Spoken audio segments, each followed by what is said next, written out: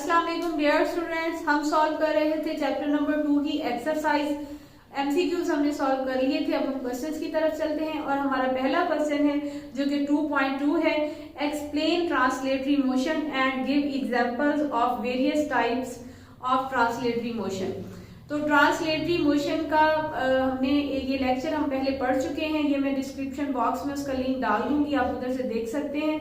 लेकिन मैं थोड़ा सा एक्सप्लेन कर देती हूँ कि ट्रांसलेटरी मोशन बॉडीज की जो मोशन होती है, जब कोई भी बॉडी मोशन परफॉर्म कर रहा होता है, चाहे वो सर्कुलर मोशन हो, रैंडम मोशन हो या लीनियर मोशन हो, उसकी मोशन को हम ट्रांसलेटरी मोशन कहते हैं। क्योंकि ये ट्रांसलेटरी मोशन की 3 टाइप्स हैं, लीनियर मोशन, सर्कुलर मोशन और random motion.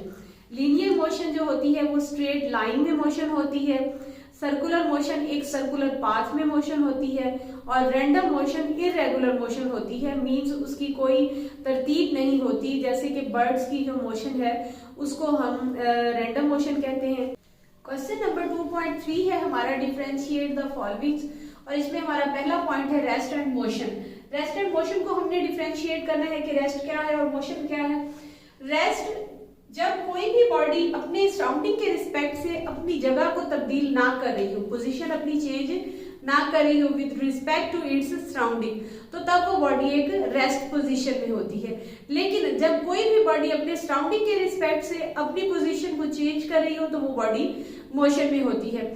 For example, class में कोई बैठा हुआ स्टूडेंट, आप लिख सकते हैं a student sitting in a class, वो रेस्ट में है लेकिन टीचर मूव कर रहा होता है, चल के समझा रहा होता है, तो टीचर जो है वो मोशन में पोजीशन में होता है और जो स्टूडेंट है वो रेस्ट पोजीशन में होता है।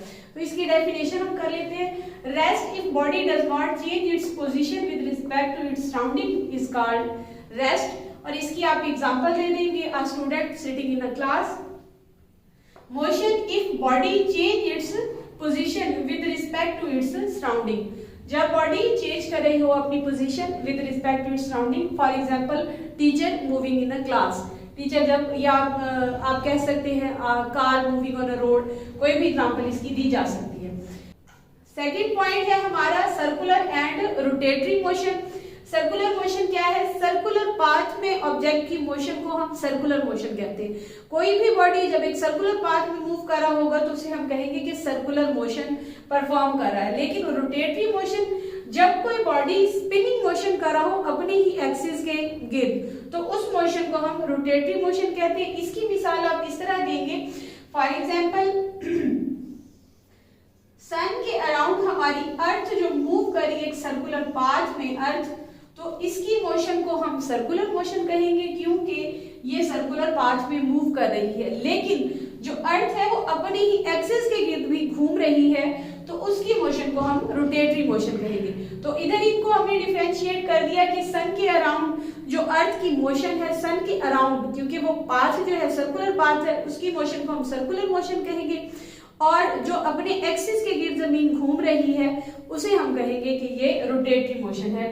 तो इसको भी हमने डिफरेंशिएट कर दिया। थर्ड पॉइंट है हमारा डिस्टेंस एंड डिस्प्लेसमेंट। डिस्टेंस क्या है? Length of a path between 2 points. 2 points के दरमियान जितनी भी लेंथ होती है 2 पॉइंट्स के दरमियान, वो उसका डिस्टेंस कहलाता है। फॉर एग्जाम्पल, ये 2 पॉइंट्स हैं ए और बी, और ए और बी तक पहुंचने के लिए ये जितना भी पाथ है, सारे पाथ की जो लेंथ है वो इसका डिस्टेंस कहलाएगी। लेकिन डिस्प्लेसमेंट क्या है? The shortest distance between 2 point which has magnitude and direction.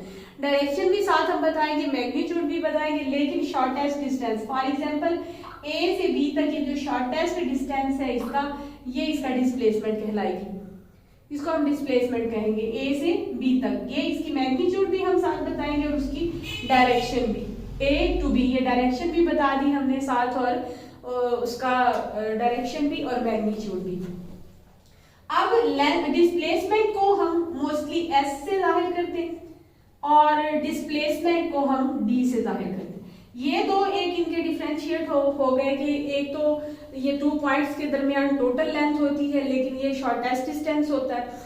Second, इसको एस से हम जाहिर करते हैं और इसको डी से जाहिर करते हैं। डिस्टेंस जो है हमारा वो होती है हमारी स्केलर क्वांटिटी, क्योंकि उसमें हमने डायरेक्शन को नहीं बताना होता, बस टोटल लेंथ बतानी होती है।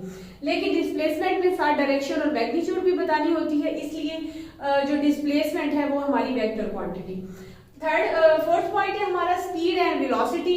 स्पीड और वेलोसिटी को डिफरेंशिएट करना है। स्पीड क्या है? The distance covered by an object in unit time. Unit time में बॉडी ने जितना भी डिस्टेंस कवर किया है उसको हम स्पीड कहते हैं, और स्पीड को हम v से जाहिर करते हैं, और इसको फाइंड किया जाता है s ओवर t, यानी कि s डिस्टेंस ओवर टाइम, जितना भी बॉडी ने यूनिट टाइम में डिस्टेंस कवर किया है, और ये भी एक स्केलर क्वांटिटी है।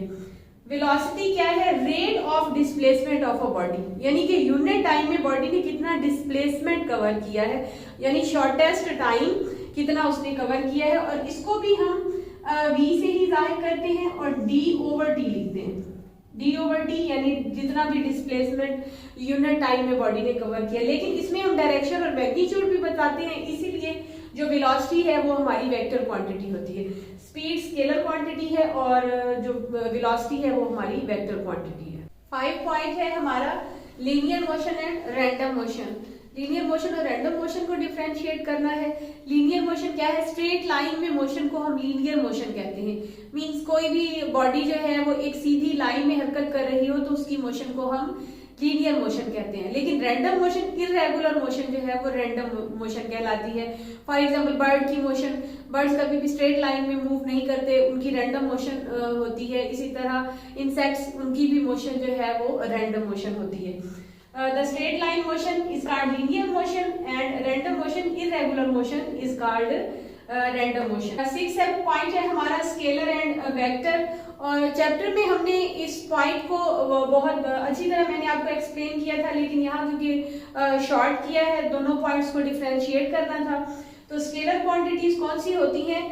वो क्वांटिटीज जिनको डिस्क्राइब करने के लिए सिर्फ मैग्नीट्यूड की जरूरत होती है, उनकी डायरेक्शन की जरूरत नहीं होती, वो क्वांटिटीज जो है वो स्केलर क्वांटिटीज कहलाती हैं। Those physical quantities which can be describe completely by their magnitudes.